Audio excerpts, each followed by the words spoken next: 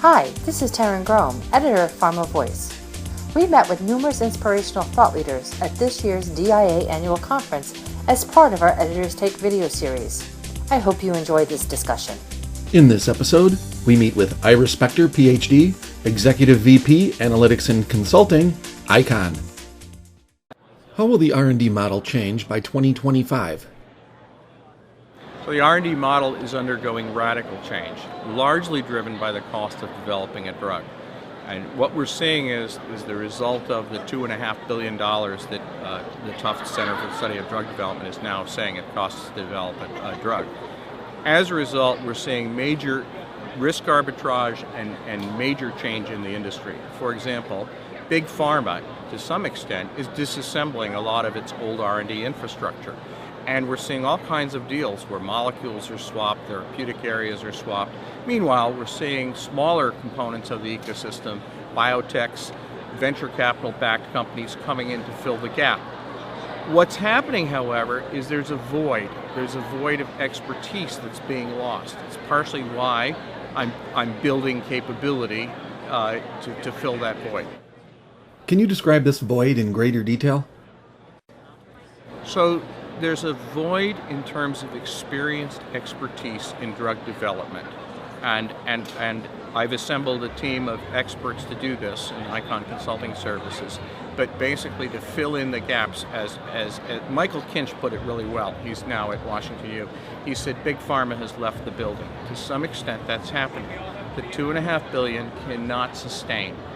If you think of 40% of the $2.5 billion being clinical development, that means we're spending $1 billion on every drug.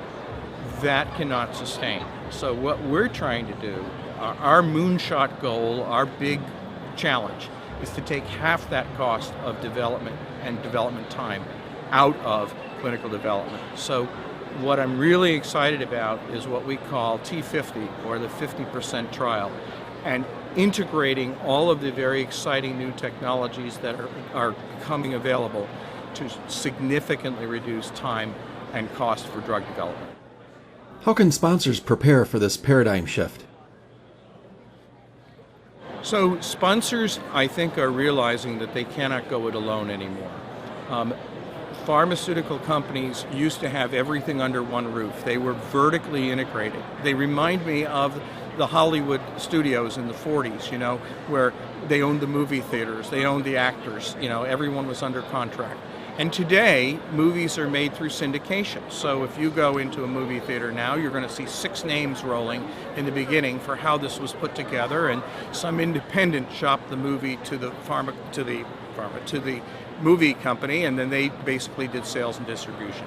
That is happening in Big Pharma today. So to a large extent, the gaps are being filled by other providers. CROs today are largely becoming what drug companies used to be. We have everything under one roof except for discovery and sales and distribution. And we're filling the gap as part of the syndication is done to reduce risk. What do CROs need to do to prepare for the future?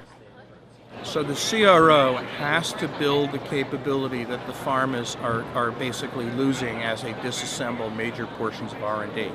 So in building, for example, the 50% trial capability, we have to bring together all of the components needed to provide scientific expertise, statistical design, protocol design, everything we need to execute and execute efficiently. So we're no longer arms, legs, bodies, and excess. We are essentially an essential component of drug development. How will patient recruitment evolve? So patient recruitment is also undergoing radical change. Today, with the integration of electronic health records, electronic medical records, our vision is to be able to know exactly where the patients are before we begin a trial. The old concept of advertise everywhere and hope that you get 2% of the amenable population interested in your trial, that paradigm is very costly, very inefficient, and must change. So what we're going to do is we're going to know exactly where the patients are as the trial is designed, be able to do sensitivity analyses to understand how the relevant clinical endpoints affect or impact the identification of patients, and then our job is going to be largely how to convert those existing patients into trial subjects so that we can efficiently bring them into trials. And today, using social media and other technologies, that's becoming more and more relevant.